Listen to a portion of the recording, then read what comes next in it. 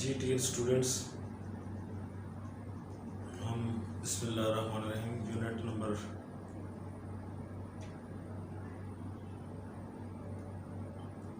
4 section B inorganic chemistry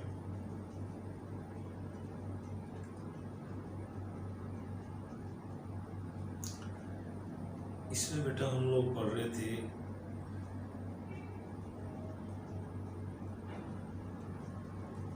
compounds of nitrogen and sulphur. इसमें हमने sulphur के जो कंपाउंड्स हैं उसमें सल्फर के ऑक्साइड्स थे और सल्फ्यूरिक एसिड, इनको हम डिस्कस कर चुके हैं।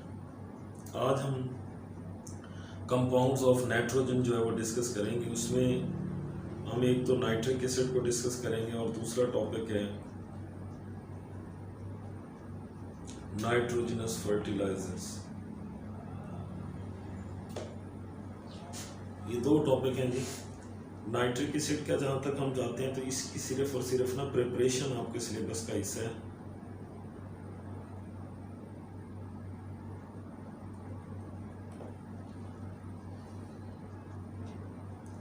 तो preparation of nitric acid ji,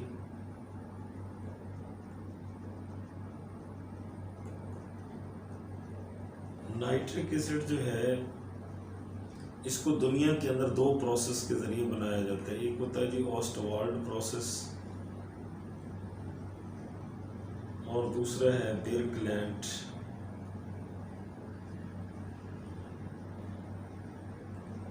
hide process.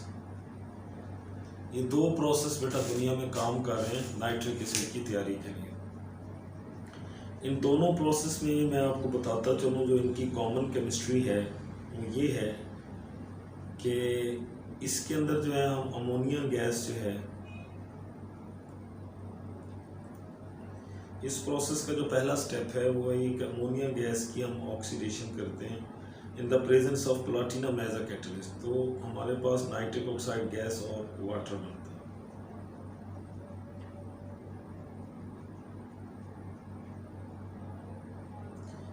तो इस तरह से आप ये देखेंगे, मैंने इसकी एक बैलेंस इक्वेशन लिखी है। मतलब पहले स्टेप में ये जो अमोनिया है इसकी ऑक्सीडेशन होती है और हमारे पास जो प्रोडक्ट बन रहा है वो है नाइट्रिक ऑक्साइड गैस। इसमें प्लाटिनम को एज अ कैटलिस्ट यूज किया जाता है। जबकि ये जो बिर्कलैंड आइड्स प्रोसेस है इसके अंदर नाइट्रोजन गैस और ऑक्सीजन गैस इन दोनों की डायरेक्ट ऑक्सीडेशन करके नाइट्रिक ऑक्साइड गैस जो है वो बनाई जाती है। यहाँ ये है कि ये प्रोसेस थोड़ा इस वजह से टफ है, नाइट्रोजन और ऑक्सीजन दोनों गैसेस जो हैं ये एयर के अंदर पाई जाती हैं, लेकिन ये नॉर्मली आपस में रिएक्शन नहीं करती। इनके रिएक्शन के लिए कम से कम आपको 3000 डिग्री सेल्सियस टेम्परेचर चाहिए होता है। और ज़मीन पे ये एक हमारे पास इलेक्ट्रिक आर्क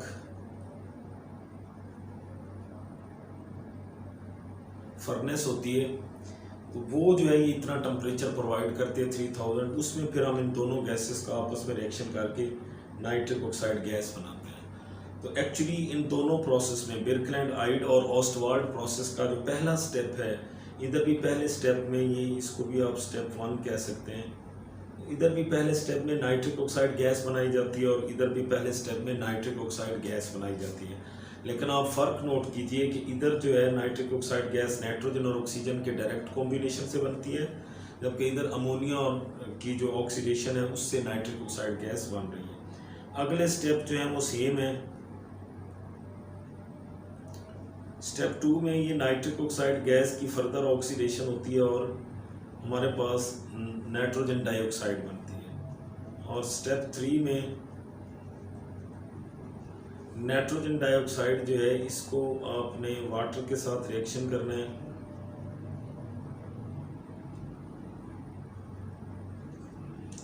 वाटर के साथ इसका रिएक्शन जो है वो दो तरह से पॉसिबल है।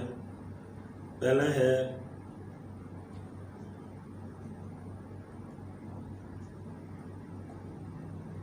अगर आप नाइट्रिक ऑक्साइड गैस का पानी के साथ reaction in the presence of oxygen करते हैं, then only nitric acid is form. फिर सिर्फ नाइट्रिक एसिड बनता है।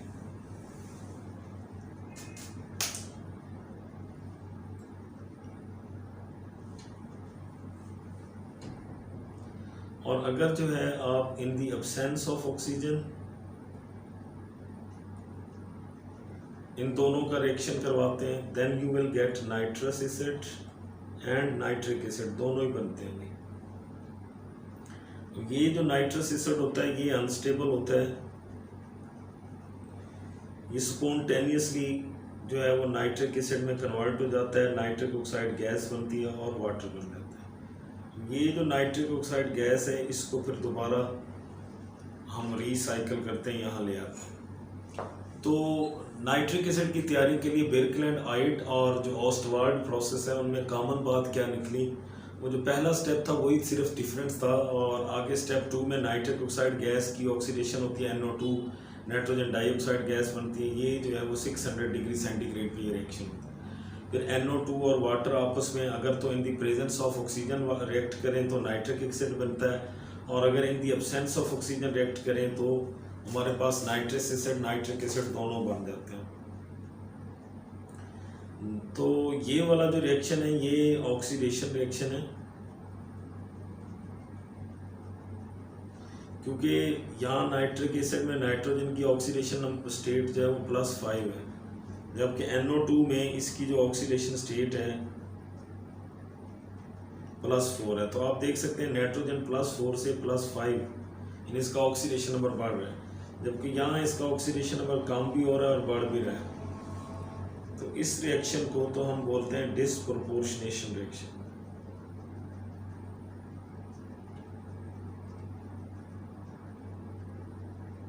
डिस्प्रोपोर्शनेशन रिएक्शन जी जनाब। तो मतलब ये है कि when NO2 gas react with water in the absence of oxygen then nitrous acid nitric acid दोनों बनते हैं, नाइट्रोजन ऑक्सीडाइज भी होती है, रिड्यूस भी होती है। इस रिएक्शन को हम डिस्प्रोपोर्शनेशन रिएक्शन कहते हैं। और when NO2 react with water in the presence of oxygen then only nitric acid is form and this is oxidation, nitrogen oxidise हो रही है। अब ये जो नाइट्रस एसिड बनता है ये स्पॉन्टेनियसली फिर आगे नाइट्रिक एसिड में कन्वर्ट हो जाता है। ये वाला रिएक्शन जो है ये भी डिस्प्रोपोर्शनेशन रिएक्शन में आता है, क्योंकि यहाँ नाइट्रोजन का ऑक्सीडेशन नंबर +3 है, यहाँ आप देखें +5 है और यहाँ +2 है। तो नाइट्रोजन +3 से +2 रिड्यूस भी हो रही है और ऑक्सीडाइज भी हो रही है। तो ये था जी आपके पास जो है नाइट्रिक एसिड की प्रिपरेशन। नेक्स्ट इसमें हमारे पास जो है वो आएगा जी नाइट्रोजनस फर्टिलाइजर्स।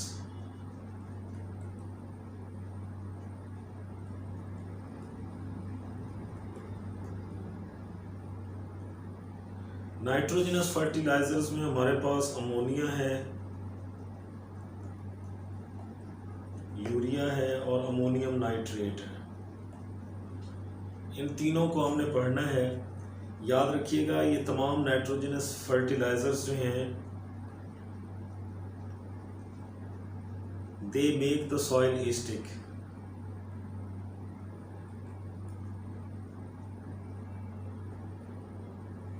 ये सारे सॉइल को क्या कर देते हैं, एसिडिफाई कर देते हैं, एक्सेप्ट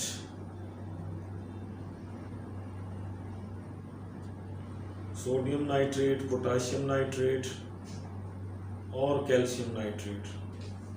ये सॉइल को एसिडिक नहीं बनाते, बाकी तमाम नाइट्रोजनस फर्टिलाइजर सॉइल को एसिडिक बना देते हैं। और जाहिर बात है ये जो नाइट्रोजनस फर्टिलाइजर्स हैं ये सॉइल को क्या प्रोवाइड कर रहे हैं जी, नाइट्रोजन जो है वो NPK यानी मेजर या मैक्रो न्यूट्रिएंट्स में शामिल है।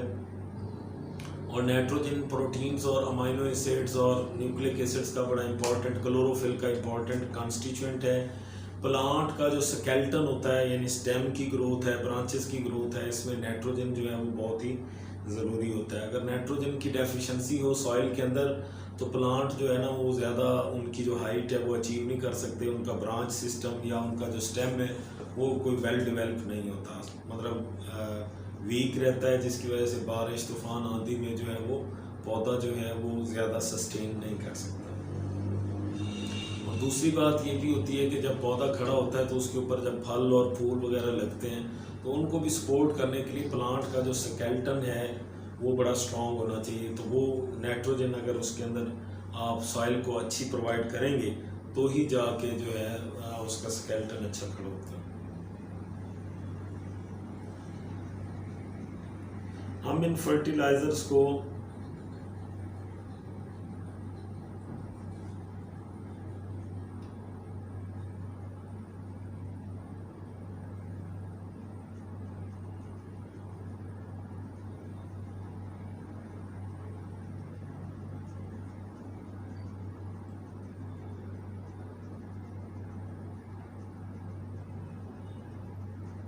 सॉइल में इनको अप्लाई करने का तरीकाकार क्या है, मोड ऑफ अप्लाई में हम ये देखेंगे। सबसे पहले ज़ाहिर बात है ये जी अमोनिया आता है, फिर हमारे पास ये यूरिया है,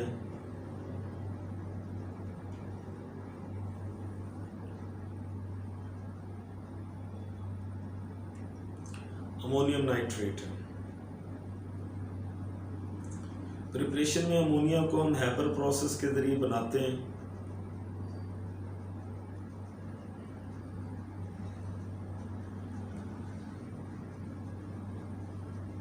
आयरन कैटलिस्ट होता है, नाइट्रोजन हाइड्रोजन ये आपस में मिलती हैं, अमोनिया बनती है।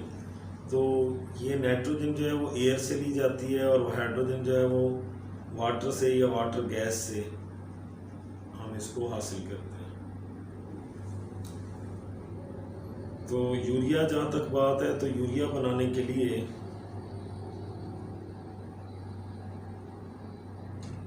अमोनिया और कार्बन डाइऑक्साइड दोनों को मिलाना पड़ता है।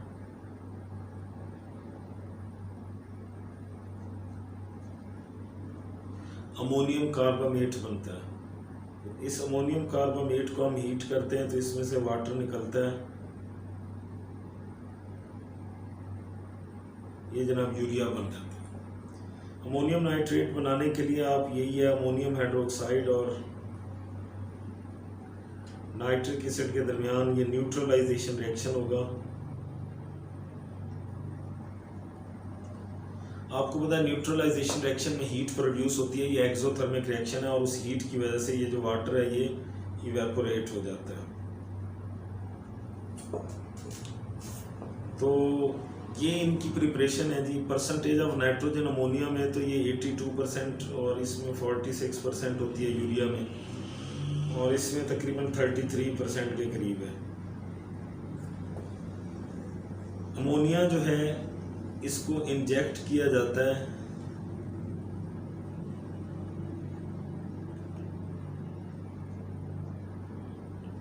इन लिक्विड स्टेट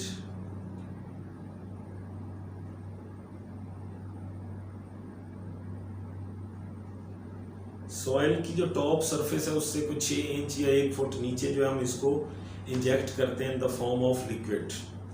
जबकि यूरिया और अमोनियम नाइट्रेट जो है ये प्रिल्स की फॉर्म में, प्रिल्स ये छोटे छोटे ग्रैनुलर फॉर्म में जो है इसको खेतों के अंदर जो है वो हम सप्लाई करते हैं। प्रिल्स का बड़ा एडवांटेज होता है कि प्रिल्स छोटे छोटे दाने इनकी सूरत में इसको खेत में स्प्रेड करना फैलाना भी बड़ा आसान होता है, और दूसरा ये डस्ट फ्री है, मॉइस्चर फ्री है और पोल्यूशन फ्री, तो हैंडलिंग भी इसकी इजी है, पैकिंग भी इसकी इजी है, ख़राब नहीं होता। तो बड़े एडवांटेजेस हैं इसलिए प्रिल्स। प्रिलिंग एक पूरा प्रोसेस है जिसमें लिक्विड फॉर्म में कंसनट्रेटेड यूरिया का या अमोनियम नाइट्रेट का सोल्यूशन एक बहुत बड़े प्रिलिंग टावर में टॉप टू बॉटम जो है वो स्प्रे किया जाता है शावर्स के ज़रिए छोटे छोटे ड्रॉप्स की सूरत में, और फिर नीचे से ऊपर ठंडी हवा जो है वो जा रही होती है, वो उन फाइन ड्रॉप्स को क्या करती है, फ्रीज करके सॉल्डिफाई कर देती है।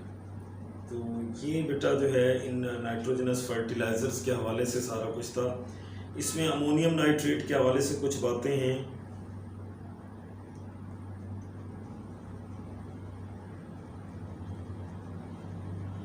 अमोनियम नाइट्रेट के बारे में ये है कि पहली बात तो ये पैडी राइस में हम इसको यूज़ नहीं करते।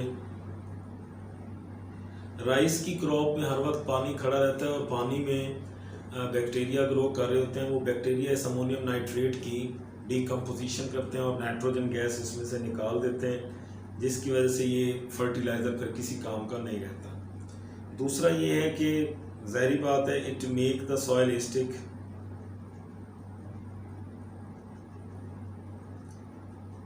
सॉइल को it make the soil acidic, ये भी सॉइल को एस्टिक बनाएगा। इस पर्पस से बचने के लिए इसको ना हम हमेशा कैल्शियम कार्बोनेट यानी लाइमस्टोन के साथ मिक्स करके डालते हैं।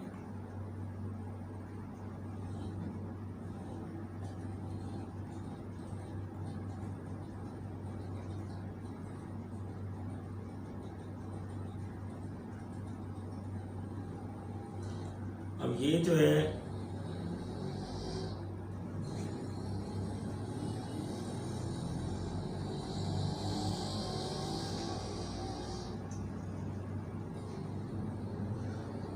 अमोनियम नाइट्रेट को मैंने बताया कि अक्सर औकात हम क्या करते हैं, इसको हम लाइमस्टोन के साथ मिक्स करके सॉइल में डालते हैं। ये क्यों डालते हैं लाइमस्टोन के साथ मिक्स करके? क्योंकि ये रिएक्शन करके क्या बनाता है, कैल्शियम नाइट्रेट। ये कैल्शियम नाइट्रेट फिर सॉइल को एस्टिक नहीं बनाता, ये जो है ये वाटर सॉल्युबल होता है।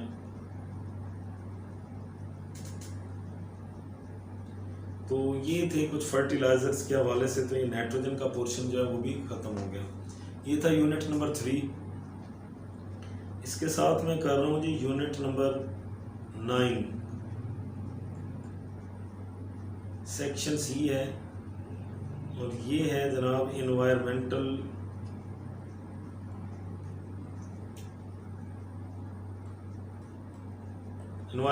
केमिस्ट्री जो है इसके टाइटल से। इन्वायरमेंटल केमिस्ट्री जो है that's a branch of chemistry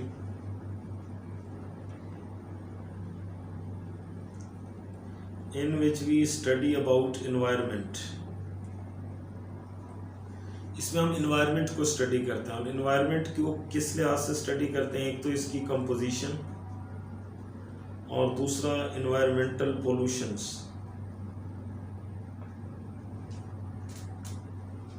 pollution जो भी होती है ये आपको पता है पोल्यूटेंट्स की वजह से होती है। जब हम इन्वायरमेंट की कंपोजिशन के बारे में बात करते हैं तो इसमें हमें पता है हमारा जो इन्वायरमेंट है कंपोजिशन के हवाले से इसके 4 जो है वो आगे सफियर हैं, 4 कंपोनेंट हैं इसमें।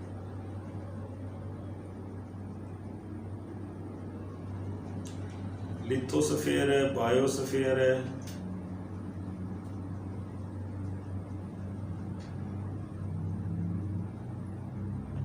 हाइड्रोस्फीयर है और एटमॉस्फेयर है।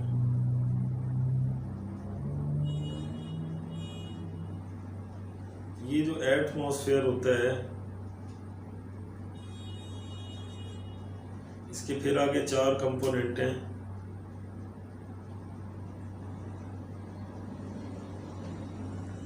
Troposphere, stratosphere,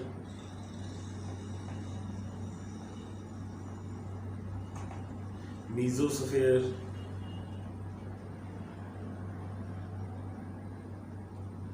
thermosphere.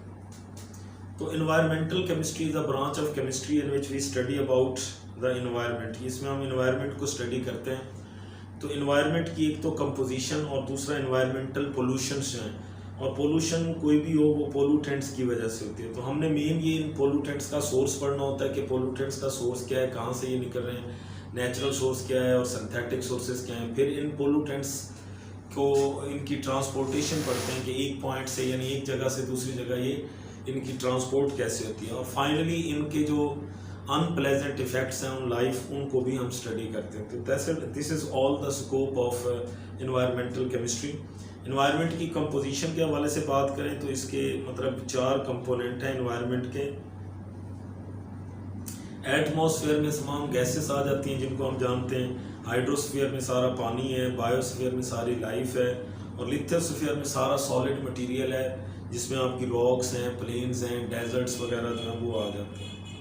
बाकी एटमॉस्फेयर जो है इसको हाइट ज़मीन से यानी सी लेवल से जैसे जैसे आप हाई अल्टीट्यूड्स पे जाते हैं सबसे पहला ट्रोपोस्फीयर आता है, तकरीबन 20 किलोमीटर तक ये एक्सटेंड होया हुआ है। उससे आगे फिर स्ट्रेटोस्फीयर है, फिर स्ट्रेटो से आगे मीज़ो, और मीज़ो से फाइनल ऊपर थर्मोस्फीयर जो है वो होता है। हम इस ट्रोपोस्फीयर के अंदर जो है वो रह रहे हैं। तो आगे जो हम इस यूनिट के अंदर टॉपिक पढ़ने जा रहे हैं एक तो यही पोल्यूटेंट्स हैं,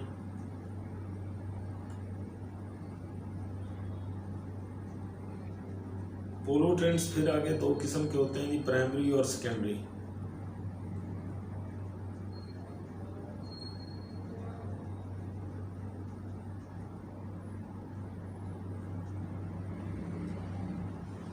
प्राइमरी और सेकेंडरी पोल्यूटेंट हर उस चीज़ को आप कह सकते हैं that has unhealthy effect on life, या दैट अफेक्ट्स लाइफ एडवर्सली, जो लाइफ को बड़ा बुरी तरह से मुतासर करता है, उसको आप पोल्यूटेंट जो है वो कह सकते हैं। अब प्राइमरी पोल्यूटेंट्स की अगर हम लिस्ट बनाएं तो इसमें आपके पास COX, socks, Knox,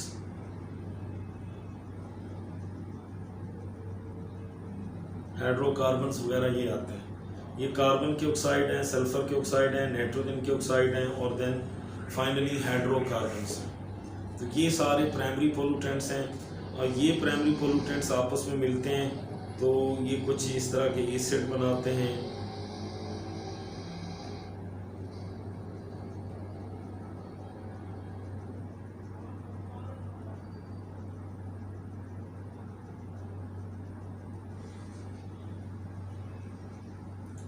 परऑक्सी acetyl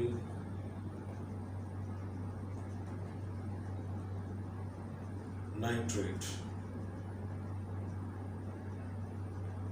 परऑक्सी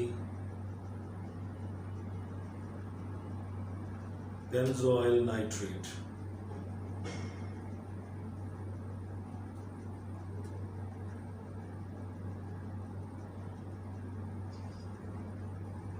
परऑक्सी formyl nitrate. तो ये कुछ सारे सेकेंडरी पोल्यूटेंट्स हैं। तो प्राइमरी पोल्यूटेंट्स जो हैं वो एयर में मौजूद मॉइस्चर वगैरह के साथ रिएक्शन करके आपस में, या रिएक्शन करके जो कंपाउंड्स बनाते हैं, हम उनको सेकेंडरी पोल्यूटेंट्स कहते हैं। तो हमने ज़्यादा प्राइमरी पोल्यूटेंट्स को पढ़ना है, जैसे कार्बन, सल्फर और नाइट्रोजन के ऑक्साइड्स वगैरह जो हैं। तो इसमें इनको भी जो है, इनका आपने एक तो नेचुरल सोर्सेज पढ़ने हैं,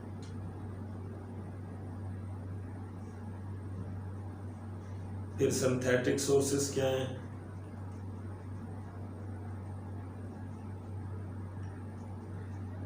फिर ये इफेक्ट्स,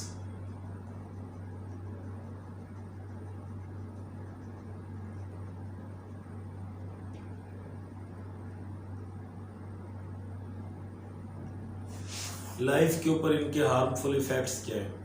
तो कोई भी जो पोल्यूटेंट है उसकी जो टॉक्सिसिटी है वो उसके रेजिडेंस टाइम से पता चलती है। रेजिडेंस टाइम उसका समझ लें एक स्टेबिलिटी टाइम होता है, मतलब वो एयर के अंदर या एटमॉस्फेयर के अंदर कितना टाइम जो है वो स्टे कर सकता है एज अ स्टेबल मॉलिक्यूल। उस वो टाइम जो है स्पेसिफिक, जैसे नाइट्रिक ऑक्साइड है या मीथेन है, मीथेन का 3 से 4 साल स्टे टाइम होता है।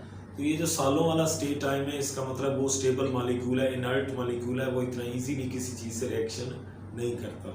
तो जिसका रेजिडेंस टाइम एनवायरनमेंट के अंदर बहुत ही शॉर्ट हो, तो इसका मतलब वो चीज़ बड़ी अनस्टेबल है, और जो अनस्टेबल होती है वो हाईली रिएक्टिव होती है और वो ज़्यादा ख़तरनाक होती है। तो ये जो है इन पोल्यूटेंट्स का, एक तो आपने नेचुरल सोर्स के नेचर में ऐसे होने वाले, जैसे फोटोसिंथेसिस है, रेस्पिरेशन है, वोल्केनिक इरप्शंस हैं, ठीक है, सनसेट, सन जो है वो राइज है, इस तरह के जो भी नेचर के अंदर जो फिनोमिनाज हो रहे हैं, या अर्थक्वेक वगैरह है, तो इनके अंदर आप देखें ये सोर्सेस कैसे जो है वो प्रोड्यूस होके बाहर आ रहे हैं। या सिंथेटिक सोर्स में ज़्यादातर तो हमारा जो इंसान के लेवल पे आता है, एक तो इंडस्ट्री है, इंडस्ट्रियलाइजेशन है, अर्बनाइजेशन, शहरी आबादी ज़्यादा होती जा रही है, आबादी बढ़ती जा रही है, और तीसरा ये जो व्हीकल्स हैं, गाड़ियाँ वगैरह हैं, उनके अंदर इंजन का धुआं जो है वो एनवायरनमेंट में शामिल हो रहा है, और दूसरी जितनी भी इंडस्ट्रीज़ हैं वो अपना ज़ाहिर बात है वेस्ट एनवायरनमेंट में शामिल कर रही होती हैं। तो सिंथेटिक सोर्स में हम इस चीज़ को देखेंगे। बाकी इसमें ओवरऑल आपको बताता चलूँ पोल्यूटेंट्स के हवाले से, क्योंकि पोल्यूशन के ऊपर कोई ज़्यादा डिटेल में बहस नहीं हुई, लेकिन आपने कार्बन के ऑक्साइड, सल्फ़र के, नाइट्रोजन के जो ऑक्साइड हैं चैप्टर नंबर 16 में, तो वो जो है आपने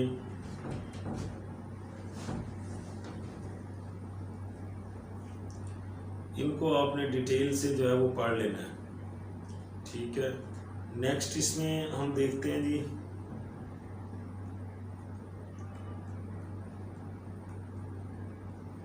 एसिटिक रेन है। अब ये कार्बन के ऑक्साइड हैं या भले सल्फर के ऑक्साइड हैं या नाइट्रोजन के ऑक्साइड हैं, एयर में मौजूद जो मॉइस्चर है उसके साथ ये रिएक्ट कर रहे हैं। तो ये ज़ाहिर बात है कार्बोनिक एसिड बना रहा है और ये सल्फ्यूरिक एसिड वगैरह बना रहा है, और ये आपके पास यहाँ नाइट्रस एसिड और नाइट्रिक एसिड वगैरह ये बनेंगे। ये सारे क्या हैं, एसिड्स हैं। इन कार्बन, सल्फर, नाइट्रोजन, ये चूँकि नॉन मेटल्स हैं, नॉन मेटल्स के ऑक्साइड्स जो होते हैं वो ऐसे एसिडिक होते हैं क्योंकि ये पानी के साथ जब रिएक्शन करते हैं तो आपके पास एसिड बनाते हैं। ये एसिड रेन वाटर में शामिल होता है। नॉर्मली रेन वाटर जो होता है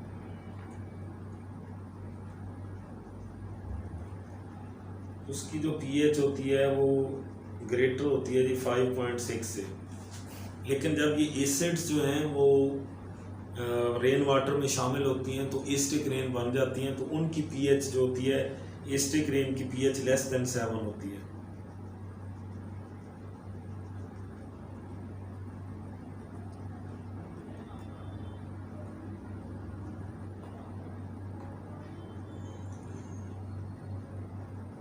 क्योंकि एसिड जब किसी भी चीज़ में डालते हैं तो उसकी पीएच कम हो जाती है। नॉर्मल मैंने बताया रेन वाटर की पीएच 5.6 या इससे ज़्यादा ही होती है, लेकिन जब उसमें एसिड शामिल होते हैं तो एसिडिक रेन की जो पीएच है वो लेस देन 7 हो जाती है। इसके अलावा वोल्केनिक इरप्शंस हैं।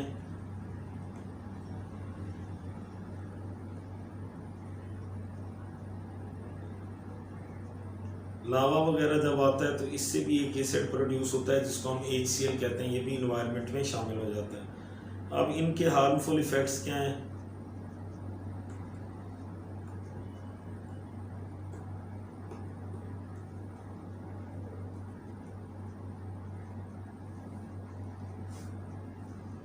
इसमें पहला तो आ जाए जी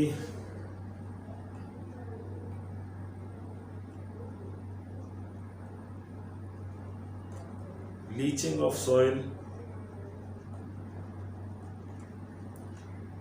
बिल्डिंग को डैमेज करता है, प्लेन्स को डैमेज करता है, प्लांट्स को,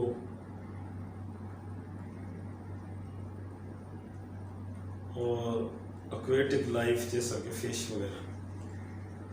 लीचिंग ऑफ सॉइल ये है कि जैसे एसिडिक रेन ज़मीन पे होती है तो ज़मीन की या सॉइल की जो टॉप लेयर है जिसको हम ह्यूमस कहते हैं वो रिच होती है न्यूट्रिएंट्स में, तो रेन वाटर जो है वो न्यूट्रिएंट्स को अपने अंदर डिज़ोल्व करके बहा के ले जाता है। तो इस तरह उस सॉइल की टॉप लेयर में जो न्यूट्रिएंट्स की वाफिर मिकदार थी वो रेन वाटर के अंदर बह जाती है और यूँ उस ज़मीन के अंदर न्यूट्रिएंट्स की डेफिशिएंसी हो जाती है जिसकी वजह से वो ज़मीन बंजर हो जाती है और वहाँ जो है वो फसलें प्रॉपर नहीं उगती हैं। इस प्रोसेस को लीचिंग ऑफ सॉइल कहते हैं। बिल्डिंग्स हैं, आप ताजमहल को ही देख लीजिए, उसका जो कलर है वो वक्त के साथ साथ फेड हो रहा है। सल्फ़र के ऑक्साइड्स एयर में ज़्यादा शामिल हो रहे हैं तो वो सल्फ्यूरिक एसिड बनता है।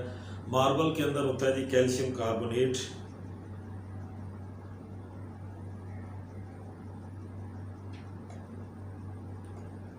तो इसके साथ जो है ये सल्फ्यूरिक एसिड वगैरह रिएक्शन करते हैं।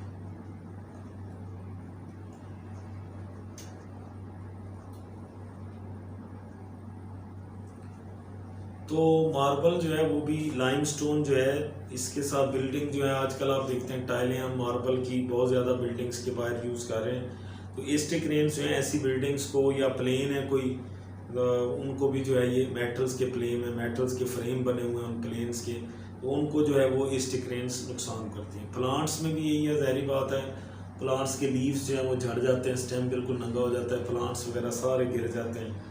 एक्वेटिक लाइफ में ये है कि आपने पढ़ा था लीचिंग ऑफ सॉइल में कि सॉइल जो है रेन वाटर जब उस पर गिरता है तो वो उसमें से ये मरकरी, एलुमिनियम, लेड वगैरह उनको बहा लेता है साथ। ये वाला पानी जब रेन वाटर यानी समंदर दरिया में पहुंचता है तो वहाँ फिश जो है, फिश के होते हैं गिल्स, तो इन गिल्स को लॉक कर देता है जी कौन, एलुमिनियम। ये आपसे ऑब्जेक्टिव में पूछा जा सकता है, एलुमिनियम मेटल जो है ये गिल्स को, फिश के जो गिल्स होते हैं उनको लॉक कर देते हैं। ये कुछ हार्मफुल इफ़ेक्ट्स हैं जी एसिडिक रेन्स के, इनको आपने डिटेल से पढ़ना है।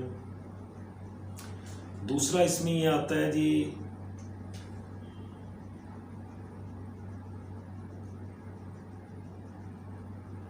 स्मॉग। स्मॉग आपको पता है बेटा ये दो किस्म का होता है, वैसे ये दो चीज़ों का कॉम्बिनेशन है, स्मोक और फॉग का कॉम्बिनेशन। स्मोक दो किस्म की है जी,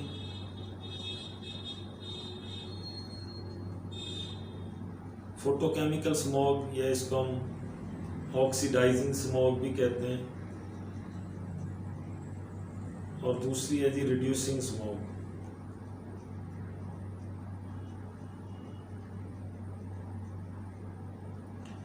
इसको बनाने के लिए टेम्परेचर जो है वो 35 से ऊपर होना चाहिए, और इसके लिए टेम्परेचर लेस देन 15 होना चाहिए। इसका मेन कारण सल्फर के ऑक्साइड हैं, और इसका मेन कारण जो है वो नाइट्रोजन के ऑक्साइड्स हैं और हाइड्रोकार्बन्स हैं। फोटोकेमिकल स्मॉग जो है वो नाइट्रोजन के ऑक्साइड्स अगर एयर में ज़्यादा शामिल हैं या हाइड्रोकार्बन वोलेटाइल ऑर्गेनिक कंपाउंड्स उनकी अमाउंट ज़्यादा है, और ये इसके लिए टेम्परेचर 35 से ज़्यादा होना चाहिए। और रिड्यूसिंग स्मॉग जो है उसके लिए टेम्परेचर लेस देन 15 होना चाहिए। रिड्यूसिंग स्मॉग को हम लंदन स्मॉग कहते हैं, क्योंकि फर्स्ट ऑफ ऑल ये लंदन के अंदर जो है वो रिपोर्ट हुई। और फोटोकेमिकल स्मॉग को लॉस एंजल्स स्मॉग भी कहा जाता है, क्योंकि ये first of all Los Angeles एक सिटी है उसके अंदर जो है वो रिपोर्ट हुई। तो फोटोकेमिकल स्मॉग की फॉर्मेशन जो है उसके लिए कुछ कंडीशंस हैं।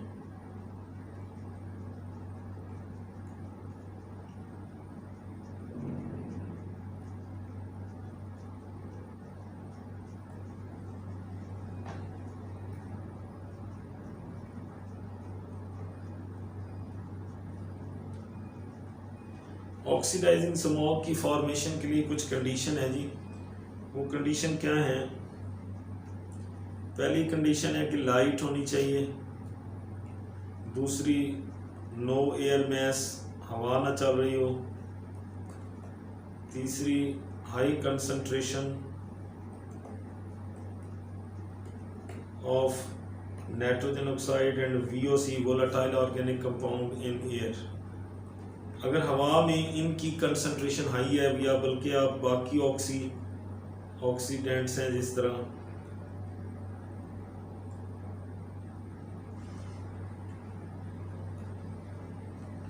इनकी अगर हवा में एयर में ज़्यादा हाई कंसंट्रेशन है तो फोटोकेमिकल या आप कह सकते हैं ऑक्सीडाइजिंग स्मॉग बनने के चांसेस बहुत ज़्यादा हैं। दूसरा हवा ना चल रही हो, क्योंकि हवा जो होती है ये रिएक्शन को डिस्टर्ब करती है।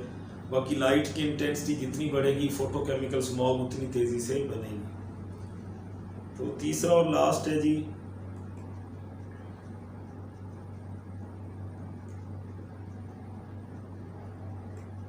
डिप्लीशन ऑफ ओजोन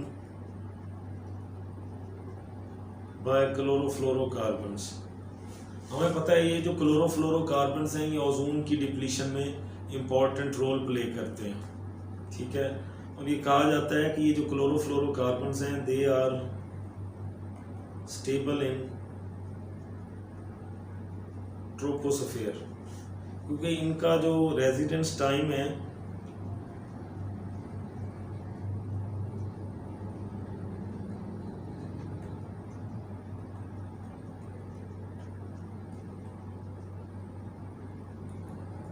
सेवेंटी से लेकर यानी 100 ईयर्स तक होता है। 100 ईयर्स मतलब पूरी एक सदी जो है वो इनका रेजिडेंस टाइम है। तो ये ट्रोपोस्फीयर में जमा होते रहते हैं और यहाँ मतलब ये मैंने आपको बताया इनका रेजिडेंस टाइम बहुत ज़्यादा है, तो इसलिए ये किसी चीज़ से रिएक्शन नहीं करते। क्लोरोफ्लोरोकार्बन्स जो हैं ये ख़ास तौर पर फ्रीऑन की फॉर्म में AC रेफ्रिजरेटर से पैदा होने वाली गैस है और इसका रेजिडेंस टाइम ज़्यादा होने की वजह से एयर में स्टेबल है, ट्रोपोस्फीयर में जमा होते रहते हैं। कोई एक सदी बाद फिर ये अगले स्फीयर में जाते हैं, स्ट्रेटोस्फीयर में।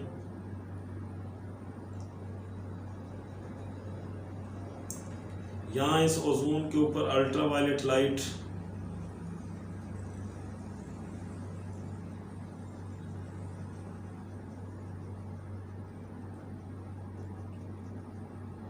क्लोरोफ्लोरोकार्बन्स के ऊपर अल्ट्रावायलेट लाइट जो है ये इंसिडेंट होती है, क्योंकि ट्रोपोस्फीयर में तो अल्ट्रावायलेट है ही नहीं, तो स्ट्रेटोस्फीयर में अल्ट्रावायलेट लाइट होती है, वो फिर जो है क्लोरोफ्लोरोकार्बन के ऊपर पड़ती है और इसमें से क्लोराइड रेडिकल निकलता है। तो 1 क्लोराइड रेडिकल जो है ये तकरीबन 10 लाख ओजोन मालिक्यूल को डिस्ट्रॉय कर सकता है। एक ओजोन मालिक्यूल जो है, सॉरी, एक क्लोराइड रेडिकल ओजोन कितने, ये 10 लाख जो है ओजोन मालिक्यूल जो है उनको डिस्ट्रॉय कर सकता है। ये आपसे ऑब्जेक्टिव में पूछा जा सकता है।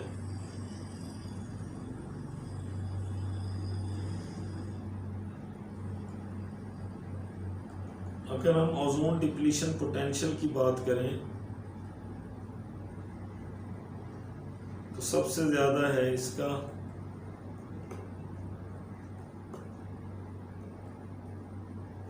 मतलब अगर आप क्लोरोफ्लोरोकार्बन में जिस तरह ये क्लोरो है, फ्लोरो है, बाकी हाइड्रोजन वगैरह होती हैं, तो अगर आप इन क्लोरीन और फ्लोरीन की जगह ब्रोमीन या आयोडीन ले आएंगे तो फिर ये बॉन्ड बड़ा आसानी से टूट जाएगा। अभी तो ये कार्बन फ्लोरीन और कार्बन क्लोरीन बॉन्ड तोड़ने के लिए हमें अल्ट्रावायलेट लाइट चाहिए होती है, और ये कार्बन फ्लोरीन जो है इसके लिए आपको एक्स रेज चाहिए होती है। तो ये तो खैर विजिबल लाइट जो है वो ही तोड़ लेती है इसको, कार्बन हाइड्रोजन बॉन्ड को तो वो भी तोड़ लेती है।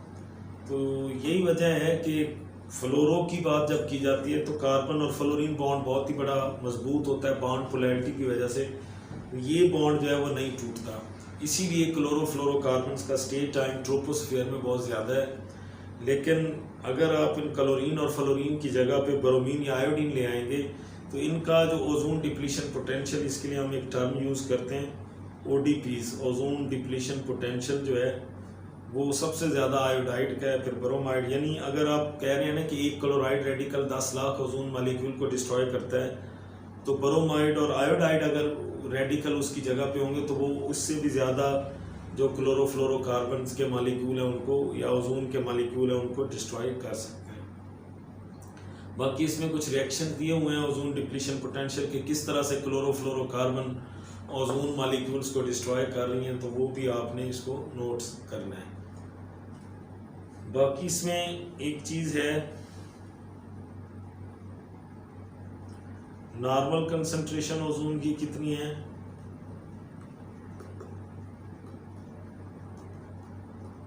ये जनाब 350 डॉप्सन यूनिट है हमारी, यानी ओवरहेड ओजोन जो है वो 350 डॉप्सन यूनिट इसकी नॉर्मल कंसंट्रेशन है। ओजोन होल क्या होते हैं? ओजोन होल ओजोन लेयर में वो पॉइंट्स या रीजन्स हैं जहां हर साल ओजोन की कंसंट्रेशन डिक्रीज हो रही है। ओजोन होल से मुराद ये कतई नहीं है कि ओजोन लेयर के अंदर कोई होल पड़ गए हैं, बल्कि ओजोन लेयर तो काफ़ी किलोमीटर इसका मोटापा होता है, मोटाई होती है, विड्थ होती है, तो होल इसमें नहीं पड़ता। हाँ, ये ज़रूर है ओजोन लेयर के अंदर जो है कुछ पॉइंट्स ऐसे हैं, ख़ास तौर पर जो है हमारा सब कॉन्टिनेंट अंटार्कटिका जो है उसके ऊपर जो है ये ओजोन होल ज़्यादा रिपोर्ट किए गए हैं, क्योंकि वहाँ बड़ी सडन वेदर चेंजेस जो है वो होती हैं, ख़ास तौर पे जब आइस फॉर्मेशन होती है और आइस मेल्ट होती है, तो वहाँ ओजोन की डिप्लीशन जो है वो बहुत ज़्यादा नोट की गई है, और वहाँ ओजोन होल भी देखे गए हैं। मतलब वो एरियाज़ जहाँ हर साल मुसलसल ओजोन की कंसंट्रेशन जो है वो कम हो रही है। तो ये कम होने की वजह से मतलब यही है कि हमारा जो ग्लोब है उसका टेम्परेचर ओवरऑल यूनिवर्सल का बढ़ रहा है, जिसे हम ग्लोबल वार्मिंग कहते हैं। इसके अलग से कुछ सीरियस इश्यूज़ हैं ग्लोबल वार्मिंग के, बाद में हम पढ़ेंगे। बाकी इसमें एक चीज़ जो ज़्यादा है,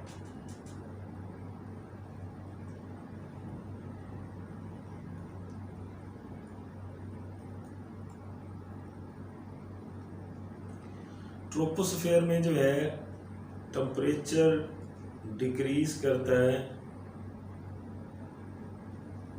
ऑन हाई अल्टीट्यूड्स,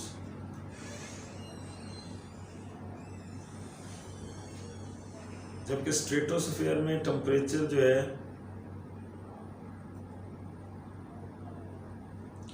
इंक्रीज करता है ऑन हाई अल्टीट्यूड्स। मतलब हाइट आप बढ़ाएंगे ना, ये जो ट्रोपोस्फेयर ये वो वाला कंपोनेंट है एनवायरनमेंट का, हमारे एटमॉस्फेयर का, जहाँ हम रह रहे हैं। तो आप देखते हैं ज़मीन के ऊपर टेम्परेचर ज़्यादा है, जैसे जैसे आप हाई अल्टीट्यूड पे मरी हिल पे चले जाएं तो वहाँ आपको ठंडक फील होती है, टेम्परेचर कम होता है। वजह ये होती है कि सनलाइट की रेडिएशन ज़मीन पे आके टकराती हैं तो ज़मीन बड़ी गर्म होती है, तो इस तरह ज़मीन के करीब करीब जो भी चीज़ें हैं उनको वो हीटिंग इफेक्ट फील होता है, और जैसे जैसे आप ऊपर जाते हैं वो हीटिंग की जो शिद्दत है या इफेक्ट है वो कम हो रहा होता है, इसलिए हाई अल्टीट्यूड्स पे ट्रोपोस्फेयर में टेम्परेचर डिक्रीज हो रहा होता है। स्ट्रेटोस्फेयर में ओजोन लेयर होती है और सनलाइट ओजोन लेयर के वो जो हार्मफुल रेडिएशंस हैं, अल्ट्रावायलेट एक्सरेज, गामा रेज, उनको ब्लॉक करती है, वो सारी ऊपर होती है।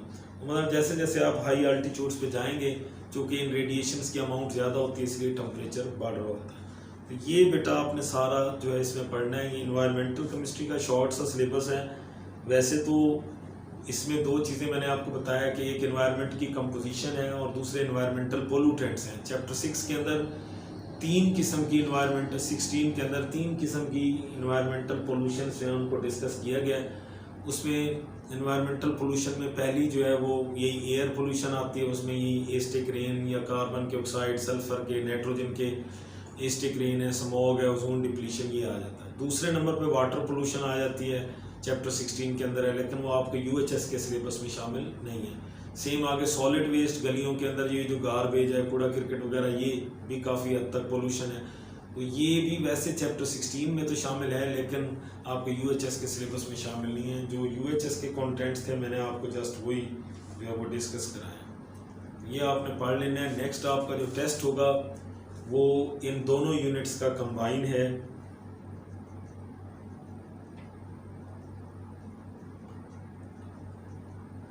उसमें कंपाउंड्स ऑफ नाइट्रोजन, सल्फर, और दूसरा यही इन्वायरमेंटल केमिस्ट्री।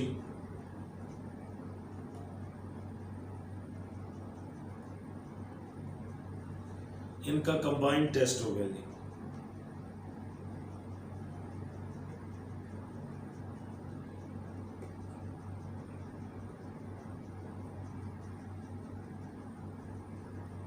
यूनिट नंबर 4 है ये, सेक्शन सी।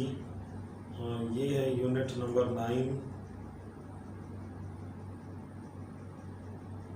Section C. वो सेक्शन बी है इन्वायरमेंटल इनऑर्गेनिक केमिस्ट्री। तो इनका बेटा कंबाइंड टेस्ट होगा।